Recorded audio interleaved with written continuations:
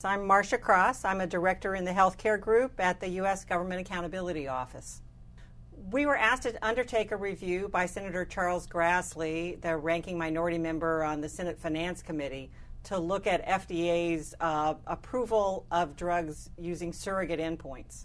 There are two processes under which FDA allows the use of surrogate endpoints. One is the accelerated approval process, which can be used for serious or life-threatening conditions.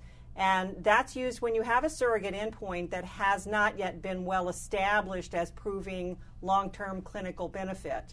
Under the traditional approval process, the regular process under which most drugs are approved, surrogate endpoints can also be used, but the only surrogate endpoints that are accepted are ones where FDA has made a determination that there is a well-established relationship between that surrogate endpoint and positive clinical outcomes. One of the issues that we found when we began to look at FDA's oversight of the use of surrogate endpoints was that it was not doing a good job in tracking the status of the studies that it had required. When it approves a drug under the accelerated approval process, it requires that the sponsor go on and conduct further studies to establish that there actually is a positive relationship with clinical benefit. And we found that FDA was not doing a good job to oversee the studies that it was requiring. Also, under the traditional approval process, it can request further studies, and there too, FDA wasn't doing a good job in tracking where the sponsors stood on completing the data and in entering the status of the studies when sponsors would send reports to the agency. We found in particular that there were problems with some of the required studies under the accelerated approval process where sponsors had taken a very long time to complete the studies, and in some instances, in one instance in particular, 13 years had gone by and the study had never been completed. Under the accelerated approval process, the majority of studies were being completed, but about 1/3 of the studies had not been completed, or at least were not entered in FDA's data system as having been completed. Under the traditional approval process, about 3/4 of the requested studies had been completed. But again, there were large numbers because there are many more drugs under this process. There were large numbers of studies that hadn't been completed, or at least that FDA was not aware whether or not they had been completed. The one set of particular concerns that we had related to the studies with the accelerated approval process, where FDA required information to make a determination about the long-term clinical benefit of the drug. FDA has been taking some steps to try to improve its oversight of these studies. They've brought in a contractor. They're trying to clean up their database and gain better information about whether or not studies are being completed. So that's a positive step that FDA has been taking. We think it's just too soon to know whether or not this is going to result in a long-term improvement in their oversight of the studies if they're really going to commit the resources to stay on top of this long-term. Okay. Under the accelerated approval process, FDA is essentially giving a provisional approval to the drug.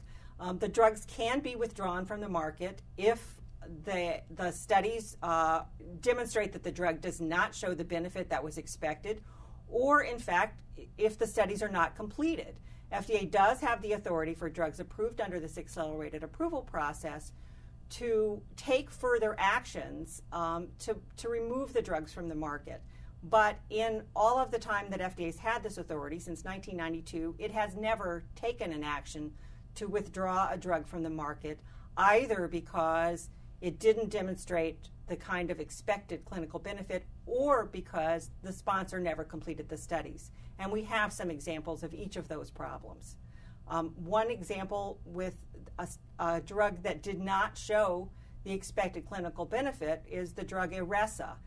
It's a drug to treat non-small cell lung cancer, which is the majority of kinds of lung cancers, but it was approved under the accelerated approval process on the basis of tumor shrinkage.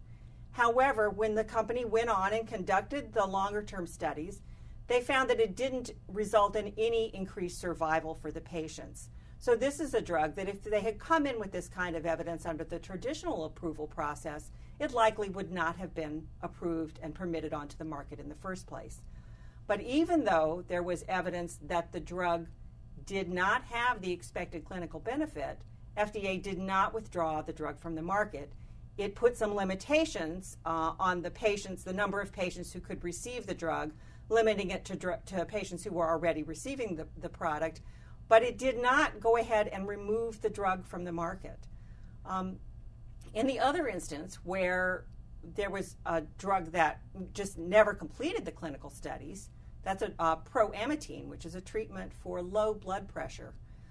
Even after 13 years, the company has not completed the required long-term clinical studies to demonstrate that the drug actually works and provides the kind of clinical benefit that's expected. This drug is particularly problematic, we think, because the sponsor's market exclusivity expired and FDA went on to approve 5 generic versions of this drug. So the drug has been on the market for 13 years. It's had over $250 million in sales, and it has never had the clinical studies completed that demonstrate that it has the kind of clinical effectiveness that would be expected if this drug were to go through the traditional approval process. So we think this drug is particularly problematic because of the way FDA has handled the requirements for the sponsor. We recommended that FDA clarify the conditions under which it would take action for drugs that are approved through the accelerated approval process. We think that the agency has been taking steps to improve its management of the data, but having good data won't help unless they follow through and take actions that are appropriate. But the agency said that they didn't think that they could clarify those conditions, and we just simply disagree with that. We don't think it's beyond the realm of possibility for the agency to explain how and when they may take actions so that drug companies understand going in what the requirements are for them and what actions could result if they fail to live up to their part of the responsibilities. We think FDA could lay out rules that provide them with sufficient flexibility for the different circumstances of different drugs and still explain to the sponsors going in what the expectations are so that they understand what they need to do to fulfill their responsibilities.